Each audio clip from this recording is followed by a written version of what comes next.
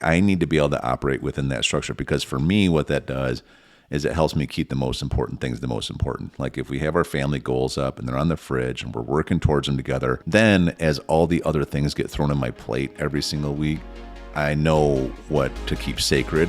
When I don't have it, I just fill the time.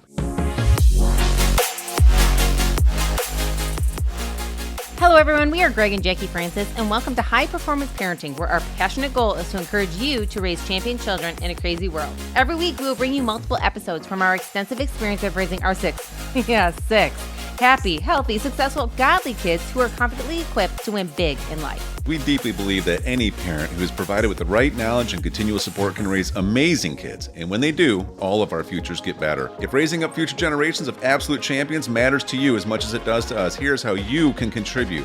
Like and share this podcast with everyone you know. And together, let's embrace this journey of raising champion kids in a crazy world. Okay, we're back. Man, this is such a good topic. The question was, what compliment would you like to have received this past year? And as you were just mentioning, Hun, that we put this into practice in our household every day. You know, we have, within our family at least, we have everybody that prays. We rotate, and then they get to say what they love about, whoever's praying that night. And it's great because it not only, I think, fills us with appreciation, but it also teaches us how to compliment others.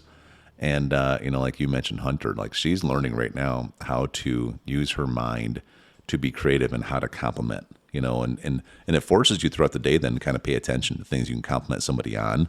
It's just really, really, really great. And so, for me, this year has been a year of actually really being filled up in this area.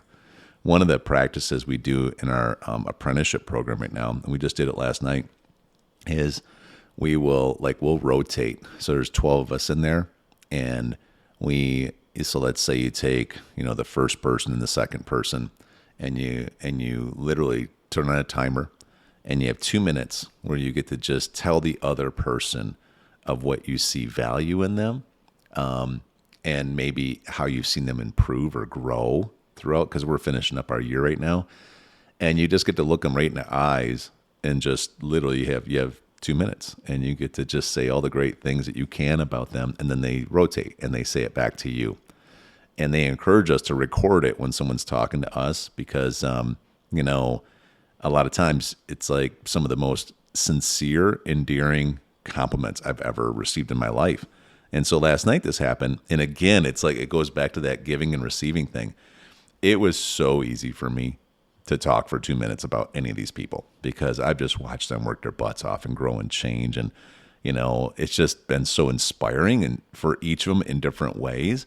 But then when you have to turn it around and you have to sit there and look at them and let them just talk to you for a minute, it's like, I feel myself resisting it like crazy. However, even within the moment resisting it, I can't tell you how many times I want to go back and re-listen to them, because it just means so much when people tell you, things that how they just appreciate your leadership, or how they, really, really respect your humility, and things like that, things that really mattered to me. I had one person actually, it was our one friend, and she said that, she has a dad and a big brother, and the relationship isn't super strong. She said, but I'll tell you, I have been she said she's been nervous about having any kind of a close level relationship with any other guy other than her husband, of course, because she just didn't know how it worked, and just a little fear of that. She said, but I feel like by watching you and getting around you as a husband with your wife, and around you as a dad, and even around you as a business leader, she said, I feel like I have this whole new image now of what a godly man can be, that I could be a friend with, and that I could almost look up to, almost like a big brother. And I'll tell you, it really impacted me. I was like, wow, it's pretty awesome. And so it's really cool. Yeah, especially when it was unexpected. You didn't know what was going to come out. No. And honestly, you only known her for 6 months. Yep. And so for somebody to see you at such a high regard is just, what an honor. And I know it impacted you, because last night you came home, and he came home kind of late, but her comment specifically is what you told me about last night. You didn't get a chance to go over everybody's with me yet, but like hers specifically stood out to you. And what an honor. Yeah, it meant a lot to me because, with my background growing up and being, one of 4 kids and always feeling this tremendous void that there wasn't closeness between my siblings. I mean, it was always such a big pain point, and I just feel like God's redeeming it all. I have all these different people that are showing up in my life that are kind of like surrogate brothers and sisters and even parents to a certain extent. And it's like, wow, I mean, you can just, I don't know, when it's there, you can just see God's hand all over it. And I recognize it for what it is. He's just kind of getting a blessing to us through other great people that he's always wanted to give to us, so it's really cool. It's really neat when it comes to unexpectedly. Those I feel like are those special, kisses from God that, you love to hear. It's so interesting you bring that up. We had the opportunity to have some people over last week and have a little get together at our house and all that stuff. And they brought their kiddos here. And there's just this phenomenal couple who are just doing a fabulous job raising their 3 littles.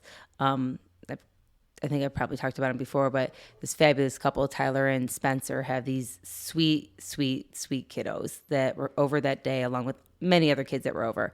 But their oldest, who's like 6 years old, is just sweet as can be, came up to me and he said, "Auntie, can I have this to eat?" And at first I didn't know how to take it because I was like, "Oh, did he just call me?" It's so cute, Auntie. It was so cute. And I was kind of like taken back. Like I literally was blown away because nobody calls me aunt in our family. It just is what it is. And, but with that being said, I was like, if your mom and dad say you can, that's fine. Go ask mom and dad or whatever. And I didn't think, I just kind of took it. I kind of covered it and thought it was beautiful, but I didn't know he meant to say it, you know, so I just kind of moved on. Well, literally 2 days later, we saw him at church and he called me auntie again. And I just brought tears to my eyes because it was almost like a compliment of endearment in my heart, right? But I didn't know again. So I'm kind of like, so I contacted his mom and just was talking to her about life. And I was just saying, and by the way, your sweet little man said that to me. I don't know if that's normal or what, but I just got to tell you from my perspective, I mean, it brought me to tears. I was so blown away by it, and she just so sweetly said, yes, he did mean it. I heard him say that to you. When there's somebody of endearment that they love, my kids will call him auntie. Otherwise, they call him Miss so-and-so or Mr. so-and-so or whatever. And I was like, I mean, I wanted to put it in a little box and keep it forever in the way he said it with his sweet little voice. Yeah, I'm saying but again, those moments where it's like, I didn't even know I needed that compliment almost that I could be one. You know what I mean? And it was like, just like you were saying, like a sister or brother type figure in your life, you didn't even know you wanted that until there was a healthy opportunity for it. And it was just neat. So it's like some of those little compliments like that, where it's not specifically saying you're amazing, but in somebody's own version, they're saying, I reverence you to this level and I respect you and love you to that level. So that's a compliment in itself. Yeah.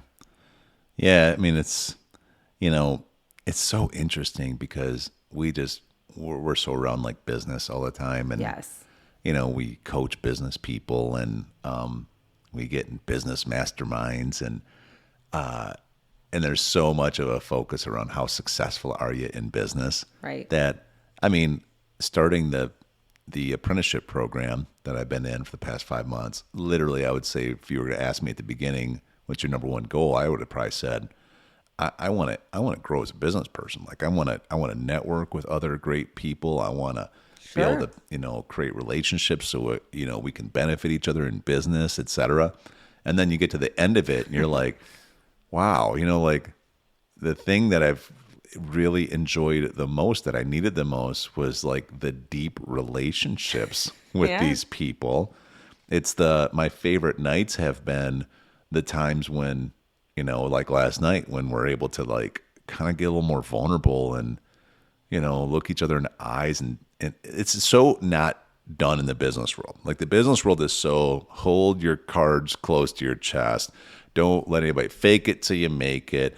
Be the most powerful person in every single room. Be the negotiator, boss person, all this stuff, right? And then But really, we're just people. It comes down to it.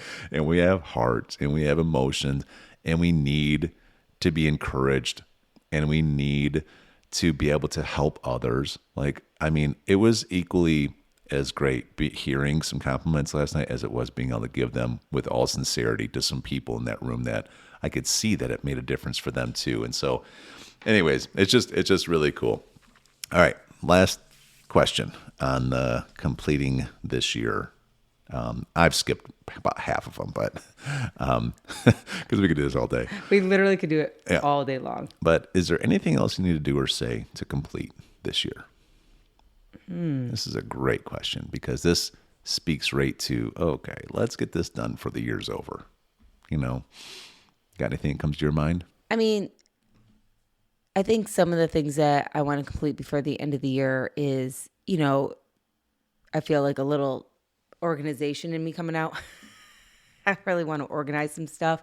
That's my natural tendency. I feel like when I'm organized, then I can roll and do anything. So I think just even last night, we were kind of talking through some ways to organize our house a little bit better and organize our life and, move forward with some of those things. And therefore it feels a little more like I don't have to, my creativity can go to another level if organization is in a spot. So I'm excited about doing that by the end of the year.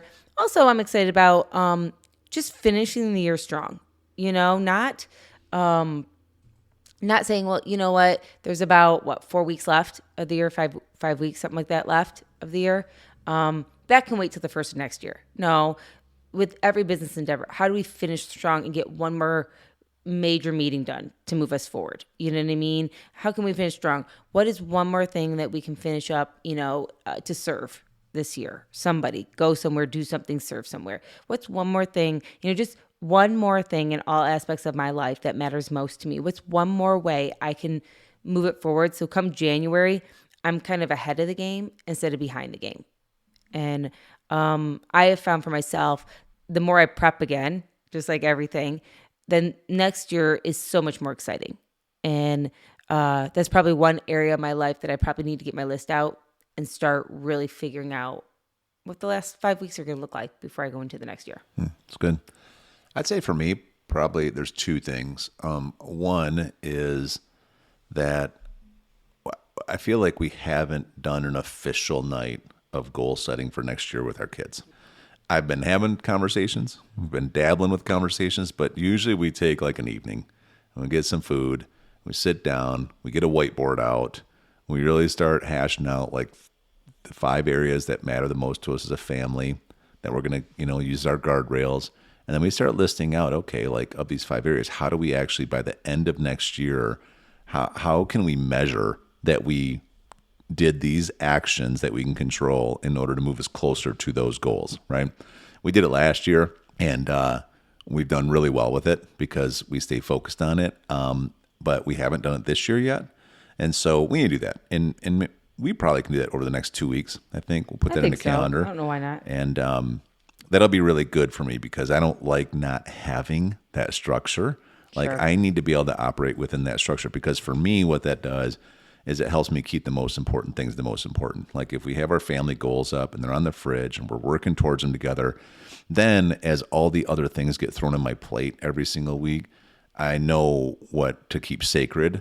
When I don't have it, I just fill the time, And so that's one thing. The other thing is probably putting the effort in to update and restructure all of the needed documents and paperwork and detail stuff we need between structuring of our companies, address changes, tax codes, wills, trust being updated with new addresses, all that kind of stuff. That's just one of those things that, is a perfect example of why this exercise matters, because that is for sure one of those things that's bouncing in the back of my head and is lingering over me. And I don't really want to do it, but the longer I don't do it, the more it kind of builds anxiety and then squashes creativity, right? So it's just like one of those things. It's like, just suck it up, buttercup, and get this thing done, because then you're going to feel so much freer. It used to be in the past, this time of year, one of my big stressors was always like, I got to catch up on my QuickBooks and complete taxes, right? I remember that in the past. do. And I'd push it off because I knew it meant I had to go bury myself in my basement for like 2 hours or for 2 days and just grind and do this stuff because probably I procrastinated. I always had a goal of like I'd keep up with it monthly, but then you don't. Yeah. And then eventually I got smart enough just to hire a bookkeeper and have tax people now. And, you have to kind of get yourself to that point. But I remember it used to really be such a stress. That was a pain point for you. Oh, it used to make the end of the year unenjoyable when you would procrastinate about this stuff. And, for anybody listening, do you have any of those things right now that you're pushing off that if you could have them done, say, within the next 7 days, how much more enjoyable would the next month be for you? I think we all have those things, but we just got to face into them. We just got to go for it. We just got to get them done, get them over with. It's just part of being a successful person. It isn't that you only do things that you like. You got to do the things that need to get done. And that's why a lot of people aren't successful because they avoid the things that need to get done and they only do the things they like. And it's a whole concept of, well, as long as I'm doing things that I enjoy, I'll never work a day in my life. I'm like, well, God bless you. I think that's great. That's fantastic. You can do that 24/7. I know in order to do all the things that I enjoy in life, I got to do all the things I don't like doing in order to be able to enjoy the things I do like doing. You know what I mean? And so anyways, it's a good topic. Maybe next time we'll go through looking forward towards next year.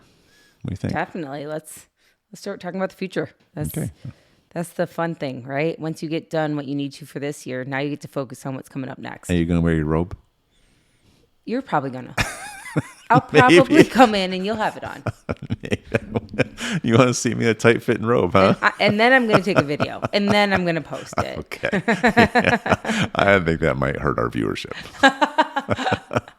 Well, I think we do a few things that hurt our viewership, but that's okay. We say a few things. But at least for us, right? Hey, take it or leave it, right? Okay. Well, I don't know when you're going to hear this, but if you were listening to it right now, I'd say Happy Thanksgiving because it's coming up here. And holidays are a tremendously great time. Sometimes it's a little bit of a challenging time for some. But anyways, we are thankful for all the people that are on this journey with us and trying to raise champion kids in a crazy world. Hey everyone, thanks for listening and thanks for your love and support. We hope that today's episode added tremendous value to you and your family. It would mean so much to us if you would partner with us on our mission of helping parents around the globe raise champion children in this crazy world. To do so, simply take a moment to like and share this podcast with everyone in your network. And we have great news. You get more of us. You can expect new episodes every Monday, Wednesday, and Friday mornings. So be sure to consistently tune in with us and enjoy our show. See you next time.